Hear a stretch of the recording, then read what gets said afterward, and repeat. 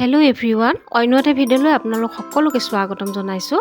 আজিৰ ৰেচিপিটো হৈছে মাকৈ ৰেচিপি, ছুইট কৰ্ণ ৰেচিপি। আৰু এতিয়া বজাৰত বহুতো মাকৈ ওলাইছে। ৰেষ্টুৰেণ্টত পোৱা ছুইট কৰ্ণ ঘৰতো বনাই খাব পাৰি।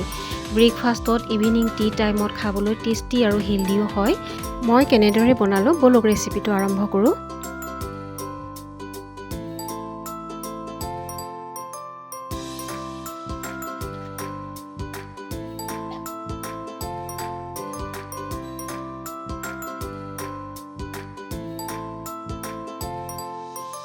মাকৈ গুটিখিনি গুচাই লোৱা হৈ গ'ল আৰু এতিয়া মাকৈখিনি ছফ্ট বা কোমল হ'বৰ কাৰণে কুকাৰত পানী আৰু নিমখ অকণমান দি পেলাই চিটি দুটা মাৰিবলৈ দিম।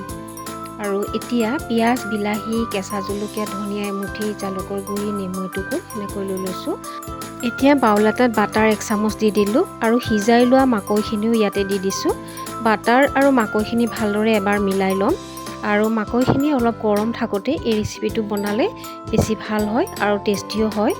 এতিয়া পিঁয়াজ, বিলাহী, কেঁচা জলকীয়া, ধনিয়া পাত আৰু ধনিয়া গুড়ি আধা চামুচ জিৰা গুড়ি আৰু লাল মিৰ্চ আধা চামুচ দিলোঁ।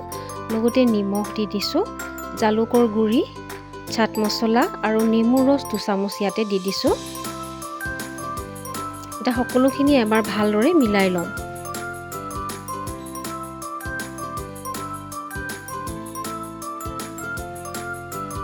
এতিয়া 1 চামুচ মায়নিজ দি দিলোঁ, লগতে আলু ভুজিয়া দি দিম আৰু এতিয়া ভালদৰে মিলাই ল'ম। তাৰপিছতে শেষত ক'লা নিমখ 1 চামুচ দি দিছোঁ। ক'লা নিমখটো দিলে টেষ্টিও হ'ব আৰু হজম হোৱাটো সহায় হ'ব।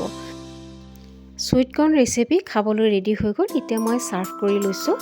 আৰু আজিৰ এই ভিডিঅ'টো আপোনালোকৰ কেনেকুৱা লাগিলে? যদি ভাল লাগিলে তেতিয়াহ'লে লাইক এটা কৰিব আৰু নতুনকৈ চোৱাসকলে চেনেলটো ছাবস্ক্ৰাইব কৰিব। আজিলৈ আহিছোঁ। Thank U.